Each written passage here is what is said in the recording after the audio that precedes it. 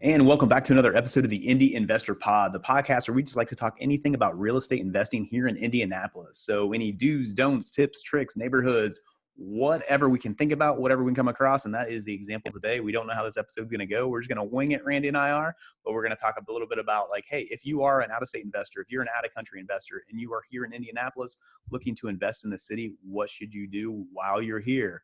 And with that, let's get on with the show. And welcome back to another episode of the Indy Investor Pod. So excited to have Randy joining me again today here. And like I said in the intro, we don't know how this episode is going to go. We said this is something we should talk about. We don't really have an agenda for it, but we've been visiting with a lot of people that are just in town, checking out Indianapolis, checking in on their investments, looking to grow their business, things like that. And the last few times we've done this, we've kind of like, man, we need to basically provide, I think we should like kind of do an episode on like, if you're in Indianapolis, what should you do? Because it is such a cool city. It's a little weird now. We understand that with COVID going on and kind of all the stipulations and Marion County does have the mask rule. If you're in Marion County, you have to be wearing a mask and stuff right now. But I want to make sure that the whole reason behind this podcast is educating people on Indianapolis and Indianapolis real estate. And part of that is if you're in town, don't just stick in one little area, but where should you be going, venturing out? How should you be setting up your meetings and things like that? So, Randy, so that's kind of the gist. That's about as much of the outline as we came up with and stuff. We're just going to kind of wing it from here. And we've had multiple conversations about this and, meeting with different people and things. So as we get into this, just what's some, like, just kind of that first thought, it'd be like, when somebody says, hey, I'm going to come to Indianapolis for 3 days or 4 days and things, what's that kind of first thought that you have for them of like, oh man, here's what you should be thinking about. Here's what you should maybe like, how should you set up your meetings, those types of things. So what do you think about with that, man? Yeah. And like you said, we've had this conversation a lot. So, like you said, we're winging it as having a casual conversation here, but we'll probably provide more value in the future and actually have something printed out like, hey, this is what you should do. But if someone reached out to me like, hey, I'm coming to Indy for 3 days. You definitely want to make sure that they're obviously coming here to check on their properties if they have some. And then they're probably getting at least messages from people locally that they want to meet. So you're just going to have to play kind of a good strategy between, I got to spend this much time looking at properties and I got to spend this much time setting meetings. So what I would do from an out-of-state buyer coming in, I would break up my meetings throughout the day. So maybe set some meetings to meet some for breakfast or coffee. And then from there, I would take a chunk out of that day and then go visit some properties, go look at some neighborhoods, and then maybe book a lunch meeting, then go drive some more properties or meet with, your property manager, and then at least some time in the evening to kind of explore India a little bit more because you're going to have long days, busy days. You're going to want to relax a little bit and maybe check out a brewery or something nearby. But I wouldn't go straight all day, meeting without looking at actually Indianapolis and getting out and getting a feel for it. So I think just breaking up the day would be best for me. Yeah, I think one of the things that stands out for me, and this is kind of a revelation that I had, and I used to do this, a little bit more. I think I've just kind of got away with it because maybe I'll just be in my comfort zone or whatever. But when you're coming into Indianapolis and checking it out and things, I think it's so easy. Especially you're like, hey, somebody reaches out and says, hey, Brian, hey, I'd like to meet with you while I'm in town. My go-to is like, hey, yeah, let's grab lunch or go grab a beer, like grab dinner, something like that. But realistically, what I should be doing, and this is for just Indianapolis investors here that are working with people that are out of town, what I really should be doing is like, hey, let's go meet at a property. Let's go meet at a property. And then we can go, we can walk to get something to eat from there, or we can drive and get something to eat around there or whatever. Or I can bring you lunch and we can sit there and talk, or we can eat on the road while we're driving around, checking out the city or anything like that. So I think it's kind of always an easy thing for, I kind of put the blame on myself. It's like, I kind of called myself out on this the other day of like, man, I meet with so many people like for coffee or lunch, things like that, where I can grab a coffee instead of sitting in the coffee shop, jump in my car and let's drive around town. Let's check out an area together and do some things like that. I think it's so important. But like I said, it's our comfort zone. And there are some times where you have to have that meeting, that business meeting of, hey, let's sit down, let's get a little serious and talk about some things. But there's also a lot of times where those conversations can be had in a car, driving around, or just walking through a property. So we have properties located all over the city and things. So it's really easy to just hey, let's just meet at this property. I think you might be interested. And if not, at least we can have a conversation while we're there, and I can bring you a coffee, or I'll bring you a sixer, and we'll hang out or something. So. Yeah, I think if anyone knows us that's come to visit us, they know Top Golf is our thing. So Yeah. we always set our meetings up at Top Golf, but we do that because it's something that is fairly new to Indy. Mm-hmm. Fisher's got their Top Golf a few years ago, so it's exciting for people to kind of check it out. And when they're coming here, they're looking at properties all day, or sitting down in a coffee shop all day. It's nice to get out and still have a business meeting, but also hit some golf balls. Like, who doesn't want to do that? Yeah. But no, I agree with you. I think looking at properties together, very, very valuable there. And what I've been doing is, since we've got properties almost in every neighborhood of Indy at any given time, I'll kind of give them a list of like what we have. And since our properties are vacant, I'll give them the lockbox code. So as they're driving around, they could see what properties are in that neighborhood, like firsthand. They can go in our houses and kind of check it out and say, oh, this is what 30,000 gets you, on the east side. And then they can just check out whatever properties they want. But I definitely think giving a tour, a personalized tour for maybe a couple hours, you guys can have conversations in the car, but just driving around and kind of pointing stuff out about the city that they might not be aware about. Yeah, I think that's always an option too, especially if you're brand new and stuff. There's one and it is two different things. I will point that out too. It is different if you drive around the city by yourself or with a buddy, whoever you're in town with. I think that should be done. But there's also another piece where it's like, hey, can I drive around with you guys for a little bit and just check out the city and show me some spots and things like that. So there's two different things that I really think that you should be doing if you are in town for an extended time and have some time periods for that. I will say too, like, a lot of people that you're going to work with, a lot of people that you're going to, be in business relationships with and stuff like that. A lot of us know each other, and Yeah.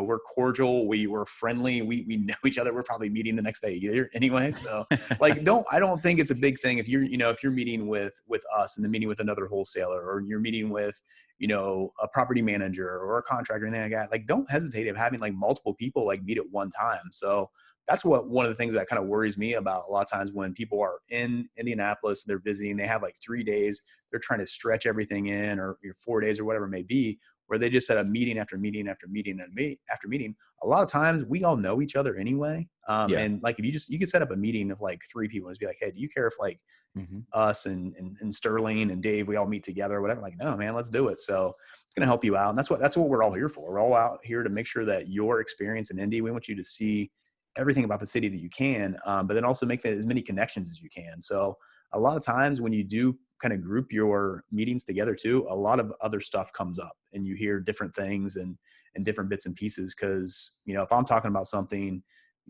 Sterling's gonna be able to talk about it. Dave's gonna be able to talk about it. Clay Manship's gonna be able to talk about it. Will's gonna like, Yeah. that's what's gonna happen and stuff. So just something to, just consider and something just to throw out there again too, of don't hesitate with that. We make sure that your experience as much as the city as you can, but then getting as many meetings as you can too, to learn about it and educate yourself Yeah. about it and stuff. So Well, I think it's a big thing. yeah, I think speaking on that point, there's a good chance when someone comes to Indy, there's probably going to be some sort of, well, maybe not now, but some sort of in-person Cyria event going Yeah. on, where if they would show up there, they can meet, 50 new people around Indy. And it could be just other wholesalers, contractors, even lawyers, but any type of vendor around Indy that they could probably get some sort of value from. There's probably a good chance that anytime during the week there's something like that going on. Yeah, that's a really good point of just, I'll make sure, and it's whether it's Indy or an Indy city. When we're promoting this, it's all about Indianapolis and stuff, but, Yeah. Check out on meetup.com, see if there's any, any meetups going on or anything like that. Or, Cyria.club and jump on there and see what's going on, or in RIA, they might have an event going on too and stuff. So, check out all those things. I think that's really important. And then I know this kind of one of the other things that this is where Randy and I get really excited about stuff of like, man, I love it when an investor comes and they want to have a meeting or something. And they're like, hey, I'm just going to call out Bo Kim on this, because I know Bo Kim is like, he did this like for me both times. I've sat down with him when he's been out here in Indy, but he's always like, hey man, let's meet up. He's like, let's do breakfast, but find a breakfast place that I've never been to, or find, some of the new place or whatever like that.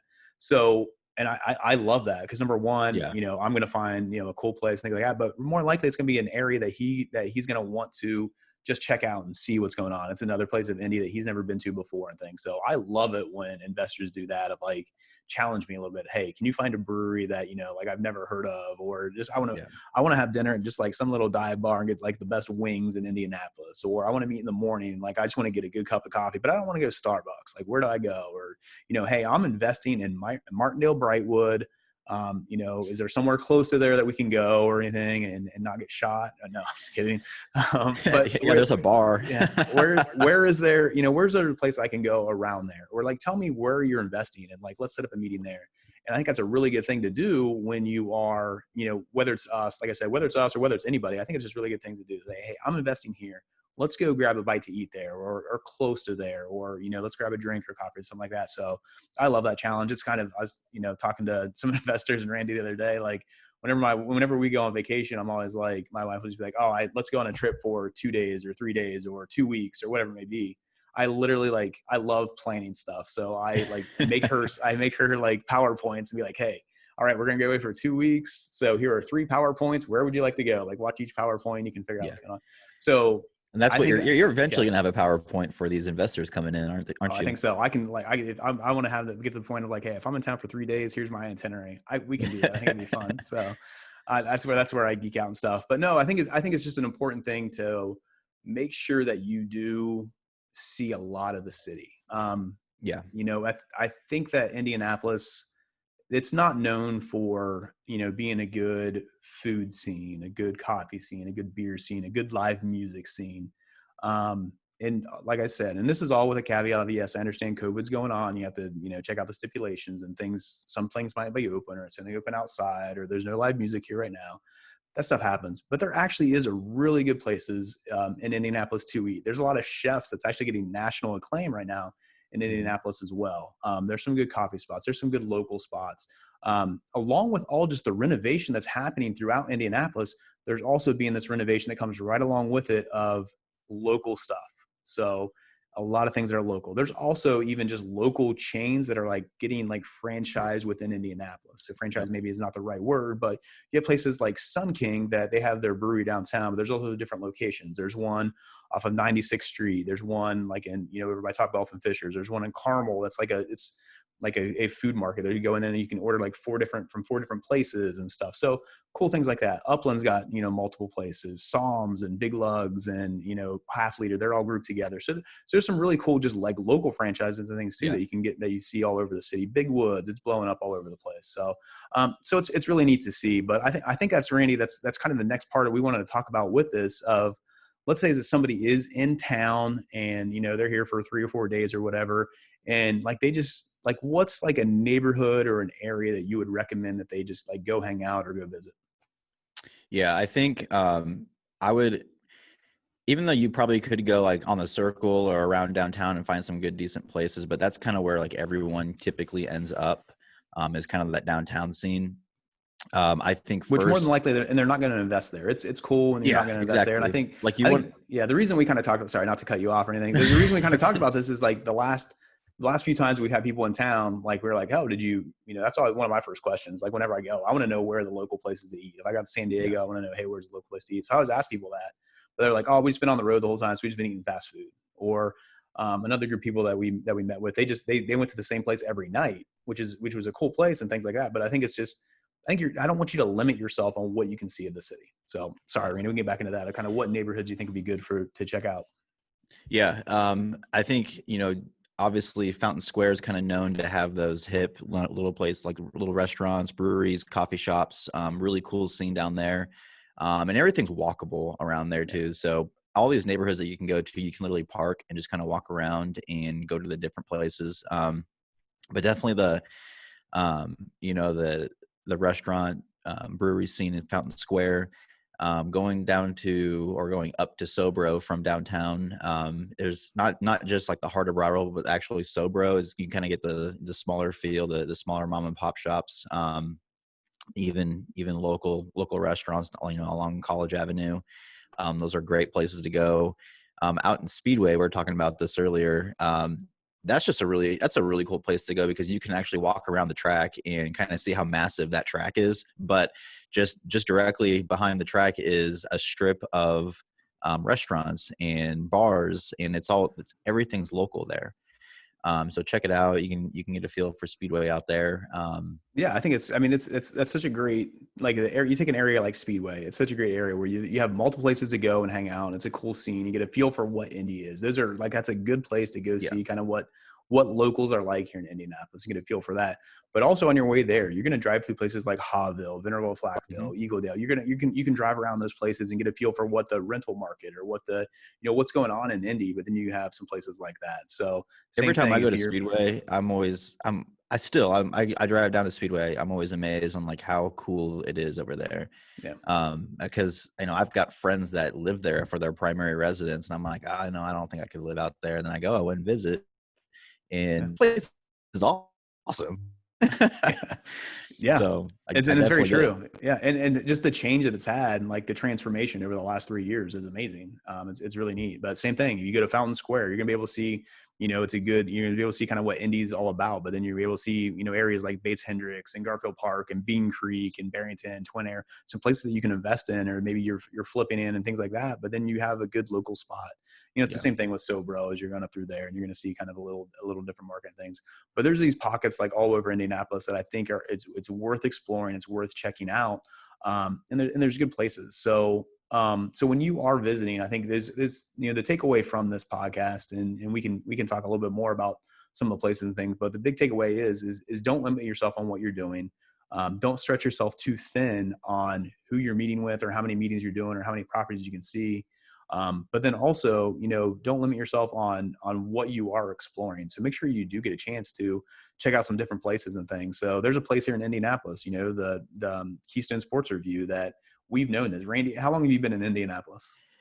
Since 2011. Yeah. So, and I've been here the last 6 years, so a little bit shorter than you. But we've both known that this is supposedly the best place for wings in Indianapolis. It's always up there on the top of the list and things like that. But like when you and I just went there for the first time the other day, we are like, okay, we finally, we've been talking about this, and like we just have to go get some wings from there and just try them out. Mhm.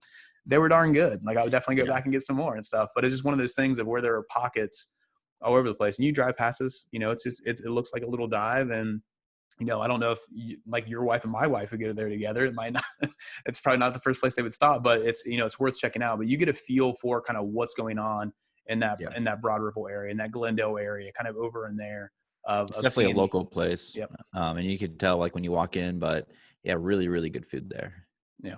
So, and even out, then I know a lot of people invest in Lawrence. So going out there and spending some time at Fort Bend, Cafe Audrey out there and some other places. There's and then even out through like, McCordsville, Fortville, and there's all these little places. Like there's really cool places to just go, where there's a new Taxman Brewing out in Fortville. There's I don't know the name of it, Scarlet something, but they have like some of the best barbecue in Indianapolis and McCordsville that I've ever had. But so there's just a lot of little pockets that, you should be exploring just and checking out and stuff.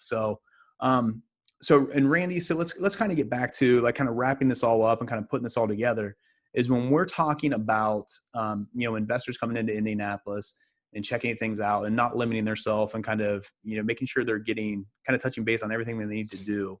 What are some more just or kind of some last tips you have for them on when they're coming here of kind of putting all that stuff together and just making it the most that they can during that 3-4 week long period that they can?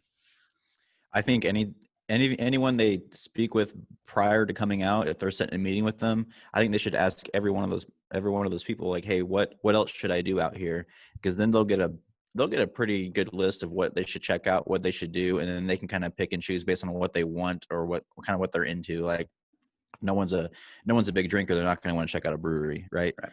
But if you are, then you will. If you enjoy a nice craft beer. So if someone called me and said, hey, what should I do, I'll give them a handful of stuff they should do while they check out properties, check out neighborhoods, what they can do in their free time.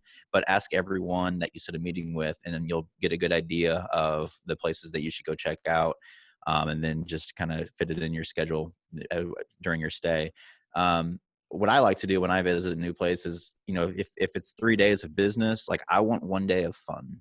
Yeah. So if it's within reason, like I would schedule an extra day just to say, hey, like I got all the stuff I needed to accomplish done out here.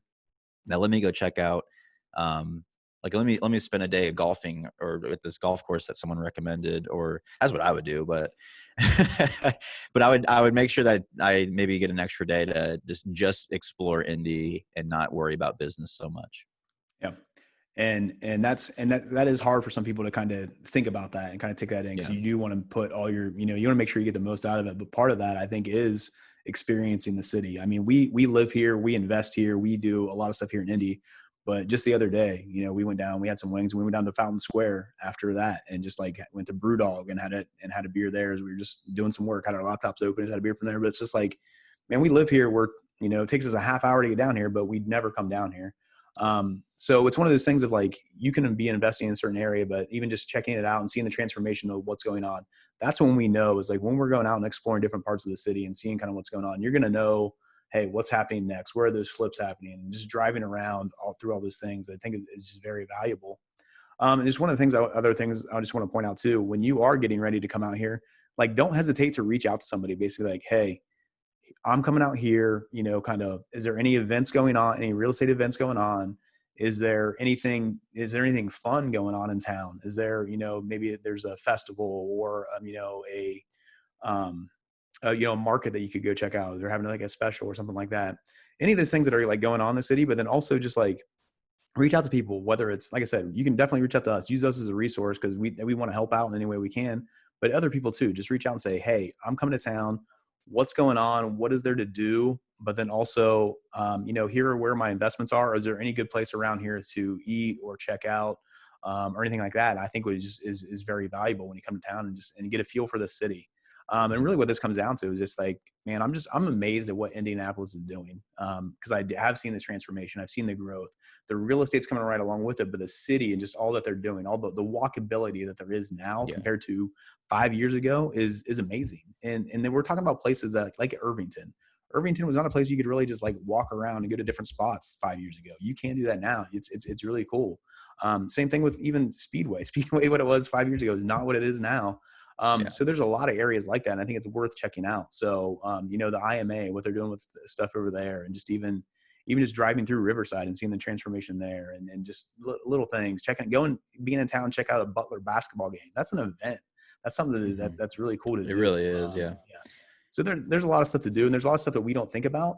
And we just wanted to put that out there to the investors of like, hey, Indianapolis does have a lot to offer other than just a great rental market, great flip market, low entry point for investments. It's a fun city to check out, and it's a fun city that there's a lot of stuff to do. So definitely check it out. So Randy, any last little tips or anything like that you want to throw out there? No, I just encourage again anyone to reach out to me directly if they're planning on coming to Indy anytime soon. We can get a game plan together, and would love to even show you around the city a little bit.